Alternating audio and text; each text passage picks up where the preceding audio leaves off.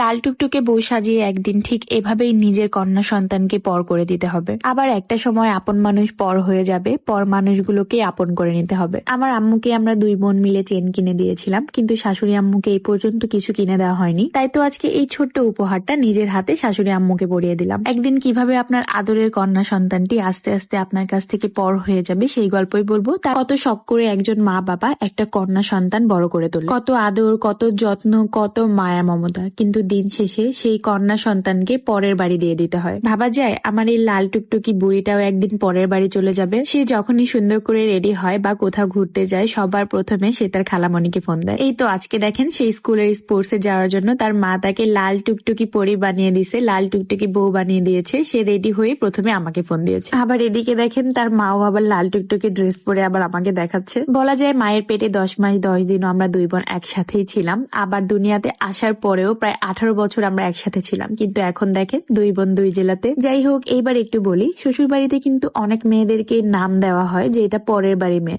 পরের বাড়ির মেয়ের সামনে এত কথা বলা যাবে না, পরের বাড়ির মেয়ে তো পরের বাড়ির মেয়ে। কিন্তু দেখেন দিন শেষে কিন্তু পরের বাড়ির মেয়ে আপনার সন্তানের পাশে থাকে। যাই হোক, আমার বাসাতে যেহেতু আমার শ্বশুর শাশুড়ি প্রথমবারের মতো এসে থাকবে, মানে আমার শাশুড়ি কয়েকদিন থাকবে, তো সকাল সকাল আমরা দুই জামাই বউ মিলে বাজার হাট একটু করতে গিয়েছিলাম। তারপর রান্না বাড়া শেষ করে সবাই মিলে বসে একসাথে খাওয়া দাওয়া করি। এন্ড আমার শ্বশুর শাশুড়ির সাথে দুইজন হুজুরও আসছিল আমার ছেলেদের জন্য দোয়া পড়ার জন্য। বলা যায় আজকেই প্রথমবারের মতো আমার শ্বশুর শাশুড়ি আমার ডাইনিং টেবিলে বসে আমি তাদেরকে আদর আপ্যায়ন করে খাওয়াতে পারছি, কারণ এর আগে তারা ব্যস্ততার কারণে আসতে পারেনি। বাট আমার আম্মু আব্বু কিন্তু অনেকবারই এসেছে, আর অনেকবারই খাওয়া দাওয়া করেছে। এরপরে খাওয়া দাওয়া শেষ করে আমি আমার শাশুড়ির জন্য একটা ছোট্ট সারপ্রাইজ প্ল্যান করি, কারণ এর আগে কিন্তু আমরা দুই বোন মিলে আমার আম্মুকে চেন কিনে দিয়েছি, বাট আমি কিন্তু আমার তরফ থেকে আমার শাশুড়ি আম্মুকে এখনো কোনো উপহার দিতে পারিনি। জানি না আমার শাশুড়ি আম্মুর কাছে গিফটটা কেমন লাগবে, তবে চেষ্টা করেছি তার পছন্দ অনুযায়ী একটা সুন্দর রিং কিনে দেওয়ার জন্য। গাইজ, আমার শাশুড়ি আম্মুর জন্য ছোট্ট একটা গিফট কিনলাম। আমার নিজের আম্মুকেও আমি একটা চেইন গিফট করেছিলাম, আমি আর আমার বোন দুজন মিলে। তো আমার শাশুড়িকে এই পর্যন্ত আমি কিছু দিতে পারিনি, তো তার জন্য একটা ছোট্ট সুন্দর একটা রিং নিয়ে নিয়েছি। আর আমার কাছে আমার শাশুড়ি অনেক স্পেশাল, কারণ আমার হাজবেন্ডকে সে জন্ম দিয়েছে। হয়তো বা সে না থাকে, মানে আমার শাশুড়ি আগে, কারণ আমার শাশুড়ি না থাকে হয়তো আমি আমার হাজবেন্ডের মতো একজন মানুষকেও পাইতাম না। তো ছোট্ট একটা গিফট কিনলাম আজকে তার জন্য। দেখেন কেমন লাগতেছে, সবাই জানাবেন কমেন্ট বক্সে। রিংটা নিয়ে সেই ফার্স্টে আমার শাশুড়ি আম্মুকে আমার রুমে ডাক দিই, আর সোফায় বসিয়ে তার হাতে রিংটা পরিয়ে দেই।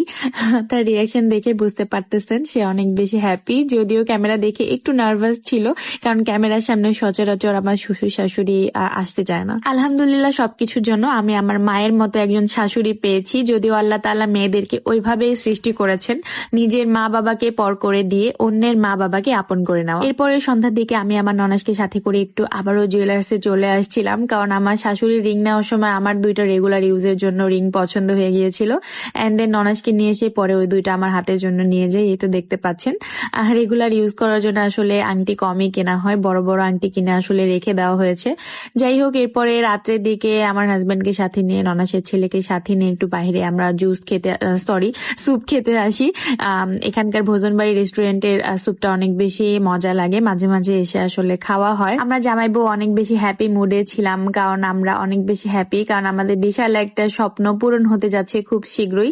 সো যারা আমাদের ওয়েল উইশার্স আছেন, যারা আমাদেরকে ভালোবাসেন, আমাদের ভিডিও দেখতে পছন্দ করেন, তারা অবশ্যই আমাদের পেজটা লাইক ফলো দিয়ে রাখবেন, যেন পরবর্তী সুন্দর সুন্দর ভিডিওগুলো নোটিফিকেশন আপনারা সবার আগে পেয়ে যান এবং দেখতে পারেন। এন্ড আজকে ভিডিও এই পর্যন্ত শেষ করছি, দেখা হয়ে যাবে সবার সাথে নেক্সট ভিডিওতে। আল্লাহ হাফিজ।